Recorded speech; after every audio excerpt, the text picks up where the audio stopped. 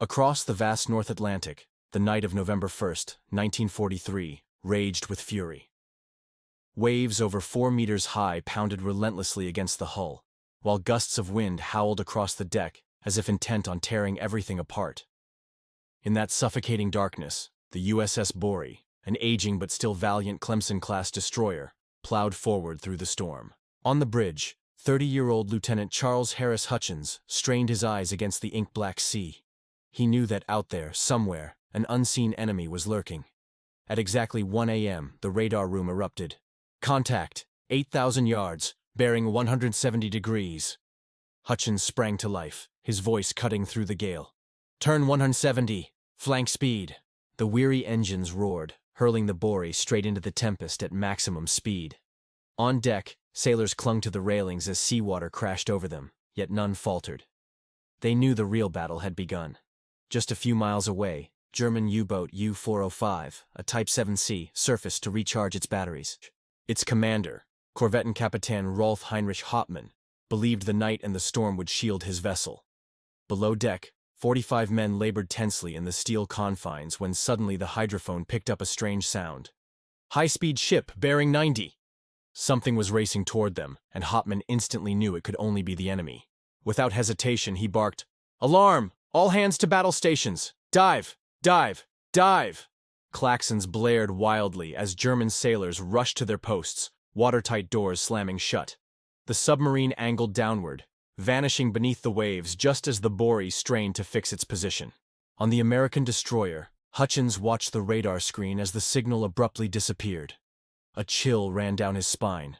The German Seawolf had slipped beneath the black waters, and now the two adversaries were locked in a deadly game, one from which only one side would emerge alive. "Half speed," Hutchins ordered. "Sonar, find that contact." In the pitch-dark sonar room, American operators leaned in, listening intently for returning echoes from the depths. Suddenly, the familiar ping resonated, followed by a sharp cry. "Sonar contact, 2,000 yards, bearing 170. The Borie shuddered as Hutchins swung her toward the prey. Deep beneath the surface, U-405's hydrophone operator clutched his headset, hearing the rhythmic pounding of propellers, each beat like a hammer striking water. "They're very close, Captain." Hauptmann clenched his jaw, spinning the helm. Hard to port, evasive maneuver. Yet he knew that in the murky depths, they were nearly blind, forced to guess the enemy's path through fleeting, muffled sounds.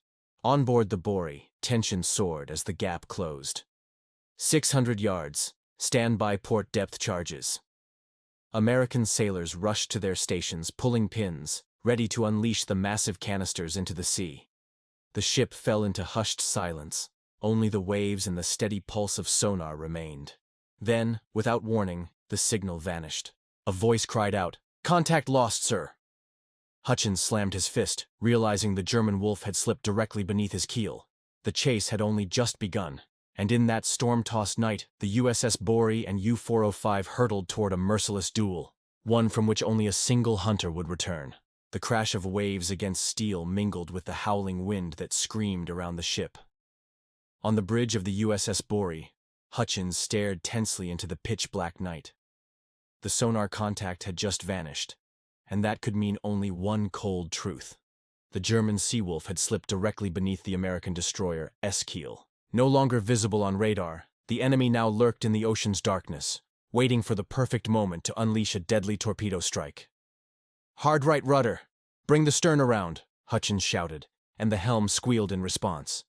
The ship heeled sharply as it carved through the waves, swinging its stern with the depth charge racks toward the target.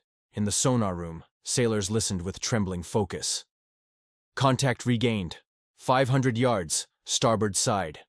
The command came without hesitation. "Fire depth charges." At once, heavy canisters weighing hundreds of pounds tumbled into the sea, splashing into the black water. For a heartbeat, silence reigned as the Americans held their breath. Then thunder roared from beneath. The ocean convulsed as detonations slammed upward, shaking the Borie as though she had been lifted clear of the water. Dozens of meters below, U-405 was hurled about like a toy. Metal clanged violently inside the hull. A sailor cried out, "Flooding in the bow compartment!" Freezing seawater burst through cracked seams, rushing in under crushing pressure. In the suffocating space, steam and diesel fumes filled the air. Pumps strained uselessly against the flood. Gripping the helm, Hopman growled his order. "Surface! Emergency surface! Prepare heavy weapons!" The submarine's screws thrashed, forcing the U-boat upward. The surface split apart, and the steel beast broke through like a dying whale gasping for breath. At that very instant, Borie's searchlights blazed on, cutting a blinding swath across the storm. In their glare, the black shape of the U-boat appeared clearly, seawater still streaming from cracks in her bow. At once, U-405's hatches flew open. Dozens of German sailors scrambled onto the deck, shivering under the rain and bitter wind, but wasting no time. The 20mm cannons swung out and erupted in fire. Tracers slashed into Borie's hull, hammering the steel and shrieking through the air. Metal shattered, fragments showered the deck, forcing American sailors to dive for cover behind their gun mounts. "They're firing! All guns, fire at will!" Hutchins roared. In an instant, Borie answered. Her 20mm cannons, heavy machine guns, and even 4-inch deck guns erupted, spitting fire into the storm. Red bursts lit up the night like lightning, streaking across the sea and raking the U-boat's exposed deck. German sailors, braced against the rolling waves, tried desperately to bring their 88mm deck gun, the one weapon that might turn the tide, into action. But salvo after salvo from Borie tore through the deck, blasting apart plates of steel and cutting men down the moment they reached for the weapon. The firefight across the raging sea turned into a nightmare. Wind, waves, explosions, and screams blended into chaos. From above, the Americans held the advantage, while the Germans stood fully exposed on their submarine's slick, open deck, with nowhere to hide. One by one, they fell, bodies rolling across the wet steel before being swept into the black water. Through the flickering glow of flares, Hutchins could see the enemy's resistance faltering. Yet he knew one hard truth. Gunfire alone would not finish a U-boat. At any moment, it could still slip beneath the waves. And then, a bold thought struck the young commander. The night air reeked of gunsmoke and cordite. Towering waves were torn apart by the fiery blasts of dozens of cannons. U-405 fought desperately to return fire, but her deck had become a hellscape. German sailors fell one after another, their bodies sliding across the cold, wet steel before vanishing into the Black Sea. Through his binoculars, Hutchins saw the 88mm deck gun, capable of sinking Borie with a single hit, obliterated along with its crew. He knew the moment had come, but he also understood. If the U-boat managed to submerge again, all their efforts would be in vain. Clutching the rail, Hutchins gave his order in a sharp, unyielding voice. "Ram it! Drive straight into her!" The command cracked like thunder. Borie's crew braced themselves, hearts pounding. At 27 knots, the destroyer plowed through the waves, her bow aimed squarely at U-405's flank. The next instant came with a deafening screech of steel on steel. Borie's bow slammed deep into U-405's side, shuddering both vessels violently. American sailors were hurled to the deck, some smashing hard against the steel plating. In the engine room, water poured through widening cracks. Chief Engineer Lucas shouted above the roar of machinery, "Bring the pumps! Shut those valves now!" Amid the thunder of engines, men fought desperately to keep the destroyer afloat. On deck, chaos turned into a savage melee. With the ships locked together, German sailors stormed up, wielding pistols, submachine guns, even daggers. From Borie, Americans fired back with rifles, Thompson submachine guns, and anything they could lay hands on. Muzzles flashed in the darkness, screams carried on the storm. The range was now only a few feet. Many Americans, unable to reload in time, hurled flares or even unexploded shell casings onto the U-boat's deck. Some seized kitchen knives, others swung hammers from the engine room.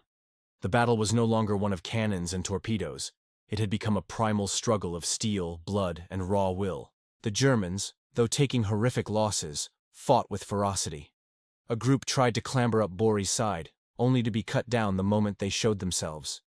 Those who managed to leap aboard were instantly shoved back or struck down with bayonets and rifle butts. Blood mixed with seawater and rain, running in streams across the slick steel. On U-405's deck, the scene was one of ruin. German dead lay scattered, the survivors huddling near the stern, almost weaponless. Borie, though battered and leaking, still held the upper hand, her elevation and cover giving the Americans the advantage. The destroyer's 20mm guns continued raking the submarine's hull, tearing steel apart and making the vessel shudder violently. Yet Hopman, the U-405's commander, refused to yield. He shouted for full throttle, trying to break free of the deadly embrace. The U-boat's frame groaned, then slowly wrenched itself clear of Borie's bow. Propellers churned fiercely, dragging U-405 out of the trap. The few surviving German sailors crawled below, clinging to one last hope, that the torpedo tubes might yet deliver revenge. Aboard the USS Borie, Hutchins watched as his prey pulled away, sweat soaking the brim of his cap. He knew that if the U-boat turned and loosed her torpedoes, the destroyer could be sent to the bottom in seconds. The entire crew held their breath, waiting for his command. And in the young commander's mind, a bolder decision was already forming, a choice that would decide the fate of both ships in this storm of death. The night waves roared, lashing at both hulls as if determined to drag them under. After the brutal collision, the USS Borie staggered like a wounded prizefighter, yet refused to fall.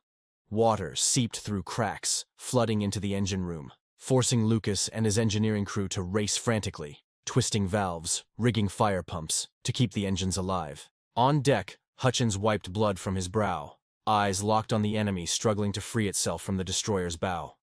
U-405 reeled like a wounded shark.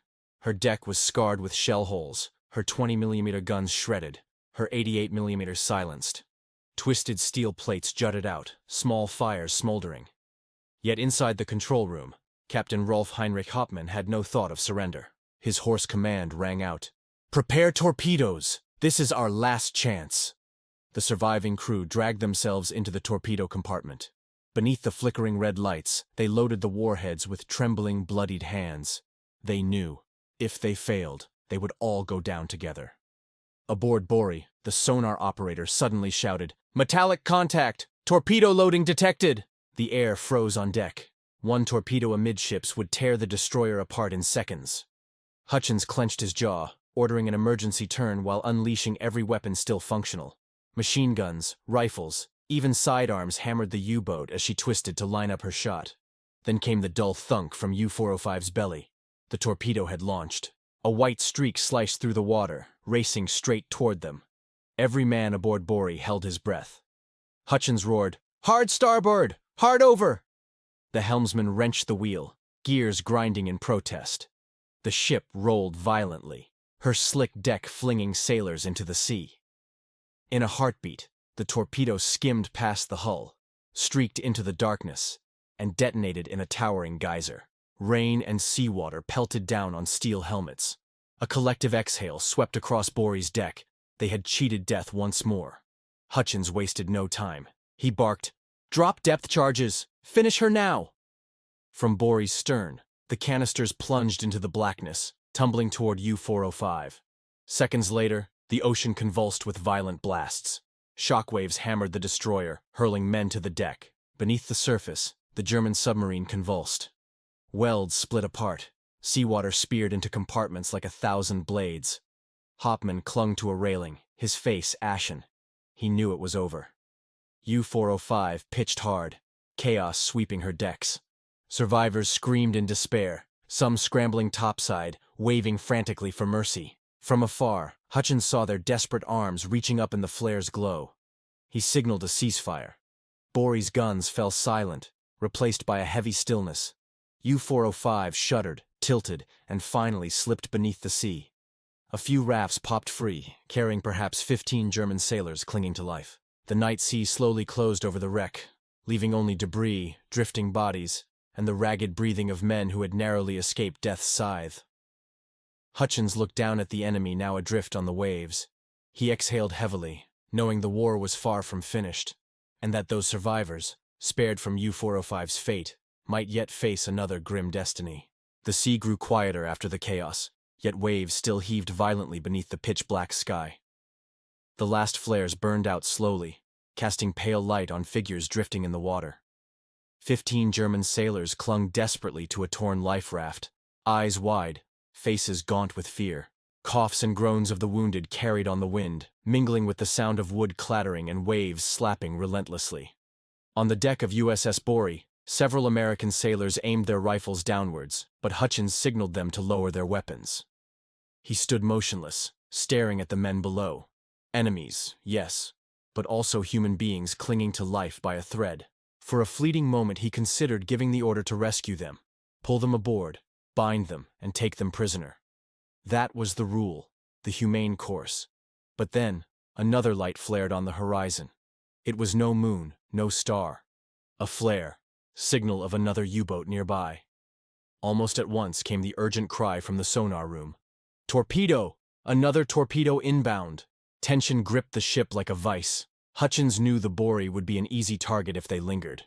He roared, "Full speed ahead! Get us out of here!" The helmsman spun the wheel hard over. The engines thundered, and the American destroyer heeled into a desperate turn in the darkness. On the raft, the German sailors clutched each other, shouting for help, their cries of "Hilfe! Hilfe!" echoing across the stormy sea. They waved frantically as the Borie's searchlight receded into the night. But the ship did not return. It cut through the waves, leaving them behind in the freezing void. Silence settled over the Americans. Many bit their lips, unable to look back, for they knew they had abandoned men to certain death. No one wanted it that way, yet in war, choices could be crueler than bullets. As the silhouette of the Borie vanished, the tiny raft drifted helplessly on the dark sea. The storm had not passed. Towering waves crashed down, burying and lifting the raft in turn. The wounded weakened first, slipping silently into the water. The rest clung on, but the Atlantic's cold drained their strength and warmth. The cries grew fewer, until only the howl of the wind and the churn of the sea remained. That night, Hutchins sat in the command room, as still as stone. He knew the moment he ordered the withdrawal, he had condemned those men. But he also knew that had he stayed, it might have been his own ship and crew swallowed by the ocean. In war, the survival of one's own side always came before all else. By dawn, when the sun rose over the horizon, only splintered wood, life jackets, and thin streaks of oil floated on the waves. Not a single man from U-405 remained alive. The Atlantic had claimed them all. Nameless, without graves, remembered only in the minds of their enemies. Aboard USS Borie, men still stared out over the vast waters, where arms had once reached out in desperate plea. A heavy silence hung over the crew. They had won, had destroyed a deadly U-boat, yet in their hearts that victory carried the bitter taste of blood and loss. As the first pale light of dawn spread across the sea, USS Borie looked no different from a warrior drained of all strength. Her bow was bent and twisted from the collision, steel plates split open in jagged lines. Icy seawater poured in relentlessly, turning the lower compartments into vast tanks. The decks were slick and drenched, the air heavy with the mingled stench of oil, salt, and gunpowder. Deep in the engine room, Chief Engineer Kenneth Miles Lucas and his men still struggled. Waist-deep in black water, they hammered, clamped, even wedged in scraps of wood to slow the flooding. Their breath came ragged, eyes bloodshot, hands numb with cold, but they fought to keep the turbines alive. If the engines failed, Borie would be nothing more than a dead hulk, drifting and sinking into the Atlantic. On deck, Hutchins paced back and forth, his eyes red from sleepless hours. He knew Borie had suffered mortal wounds, yet also understood that if she could just hold on a little longer, friendly ships might arrive. The question was, could she endure that long? Every sailor was put to work. Some baled water with buckets, others cut away weight. Ammunition crates, twisted wreckage, even valuable equipment were thrown overboard. Still, the sea crept higher, each stairwell in the hull swallowed by the frigid flood. By late afternoon, the wind rose again, waves nearly 2 meters high battering the hull. Borie listed sharply, sailors clinging desperately to the rails to avoid being swept away. The ship groaned and screamed under the strain, as though she herself knew she could not last much longer. Lucas would not yield. With a handful of young engineers, he plunged once more into the flooded machinery spaces, making a final attempt to open pressure release valves. They worked in darkness, their dim flashlights casting trembling reflections across the water. When it rose to their chests, Lucas shouted, "Out! There's nothing more we can do!" Gasping, they swam back through the stairwell, bursting onto the deck as if surfacing from the depths of the ocean itself. The second night fell. USS Borie still floated, but she was little more than a hollow shell filled with water. Hutchins stood before his men, his face resolute, but his eyes heavy with sorrow. His voice carried the weight of finality. "We can't save her. Prepare to abandon ship." The order cut into the sailors' hearts like a blade. Borie was not just a vessel, but a home, a silent comrade through endless months at sea. Yet they knew. Hesitation would mean being buried with her. Rafts were lowered, and the crew leapt one by one into the freezing Atlantic. The sea stabbed like 1,000 knives. The last men to leave looked back and saw Borie leaning hard to one side, bow sinking, stern jutting up like a giant hand waving farewell. Then, with a deep, terrible roar, she slipped beneath the waves, carrying with her the wounds, the sweat, and the memories of a battle never to be forgotten.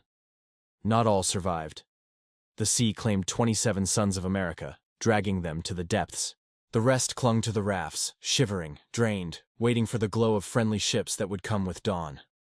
Hutchins gazed around at the pale faces lit by moonlight, then lifted his eyes to the horizon. He knew that tonight, they had not only lost their ship, but also beloved comrades.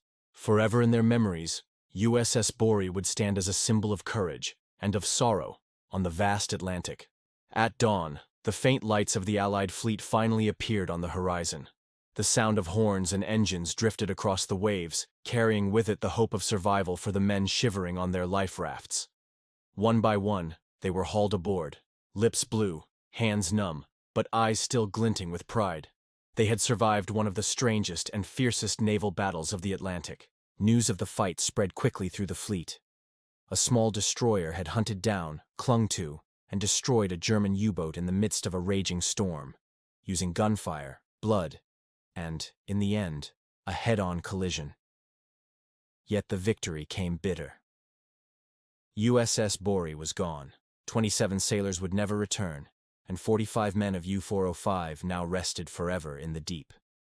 Charles Harris Hutchins, the young captain, was awarded the Navy Cross, one of the U.S. Navy's highest honors. But as he stood to receive it, his face bore no smile. In his mind lingered the cries of "Hilfe" from the abandoned German sailors, and the last looks of his own men who went down with the ship. For him, it was not merely a triumph, it was a burden of memory. Chief Engineer Kenneth Miles Lucas, who had risked his life in the flooding engine room, also survived. He was praised as a quiet hero, the man who kept Borie breathing and fighting to the very end. But for Lucas, the sharpest memory was not the praise, but the moment he had to shout, "Get out!" accepting that the ship he had fought to save must be left behind. The surviving crew of Borie scattered across the Pacific and Atlantic for the remainder of the war.